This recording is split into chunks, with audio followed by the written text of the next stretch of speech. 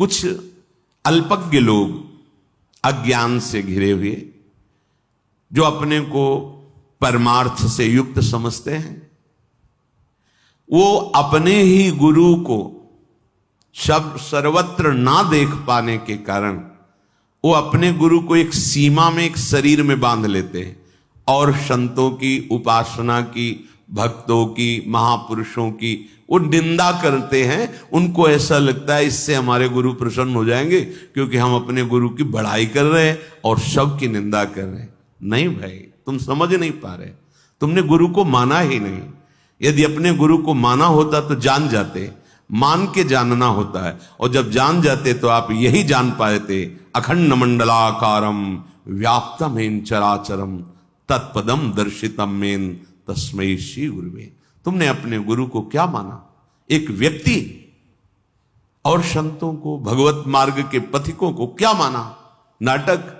तो तुम्हारी बुद्धि क्या है? भ्रष्ट, तुम्हारी निंदनीय बुद्धि है।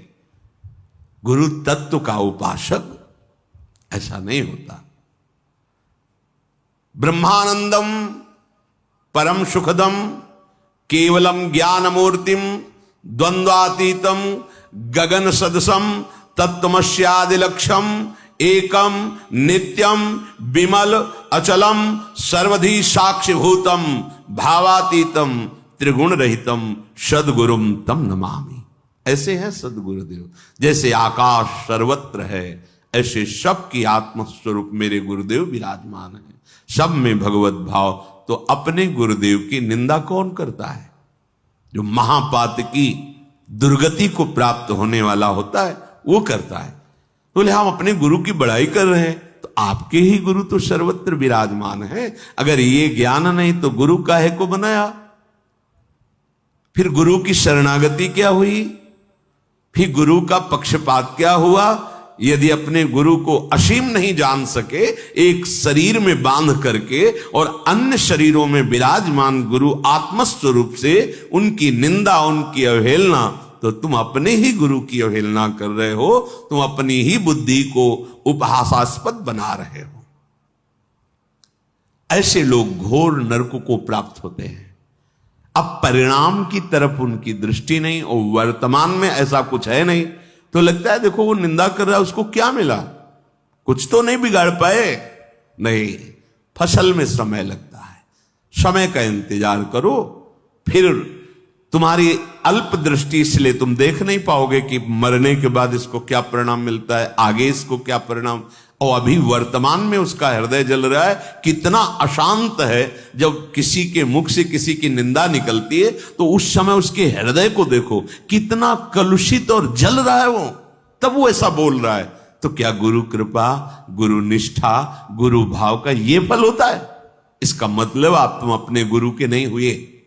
तुम अपनी गुरुवाणी को नहीं समझ रहे हो। गुरुदेव जो बोल रहे हैं उसे नहीं समझ रहे। अगर समझते तो सर्वत्र अपने गुरु का दर्शन कर।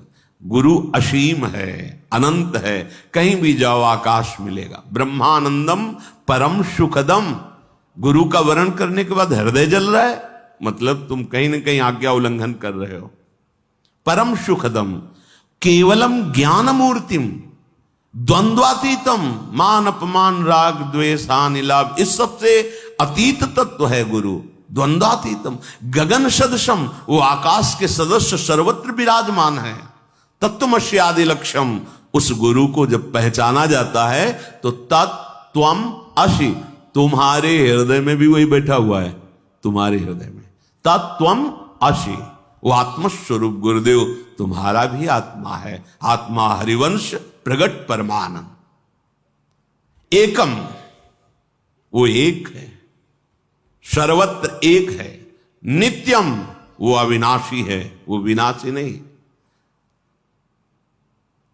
हमारे गुरुदेव की महिमा जब हमारे हृदय में प्रकाशित होगी तो न जड़ दिखाई देगा, न चैतन्य दिखाई देगा, केवल गुरुदेव दिखाई देंगे। सबे संत गुरुदेव हैं, व्यास हैं या प्रतीत। प्रतीत माने विश्वास। हमें विश्वास है कि मेरे गुरुदेव ही चराचर जगत के रूप में है, संत महात्माओं के रूप में है।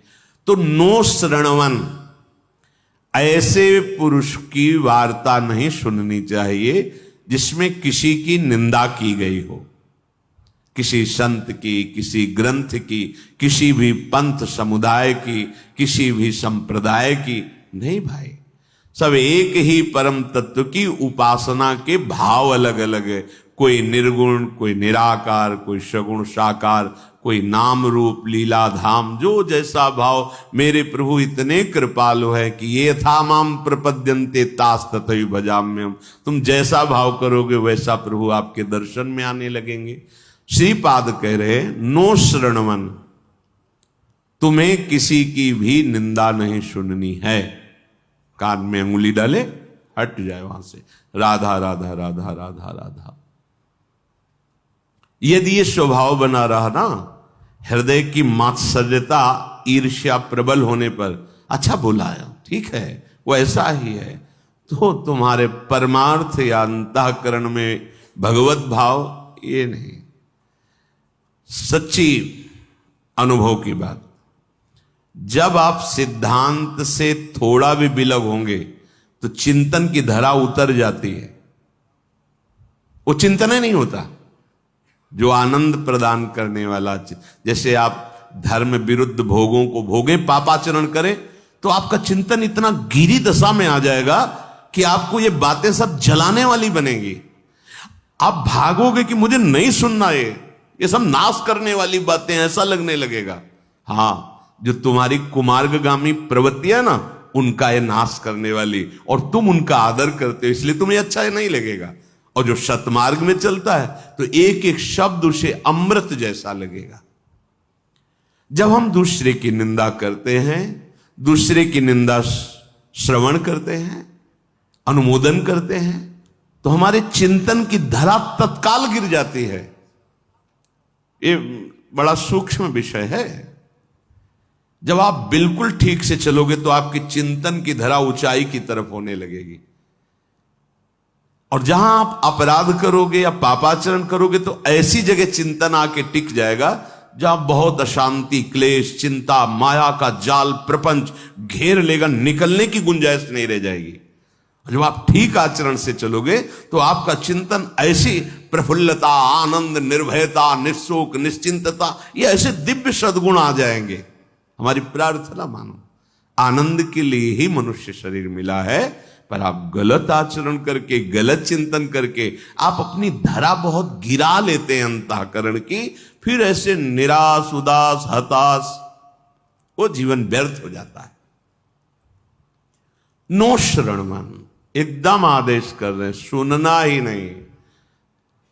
पूज्यपाद श्री उड़ी बाबा जी महाराज एक भक्त का उदाहरण देते हैं कि उनके पास जहां कोई प्रभु से बिलक चर्चा करने लगता, वो कान में उंगली डालते, जोर से बोलते श्री कृष्ण श्री कृष्ण श्री कृष्ण, भाग पड़ते वहां से, सुनना ही नहीं है। नो श्रणवन,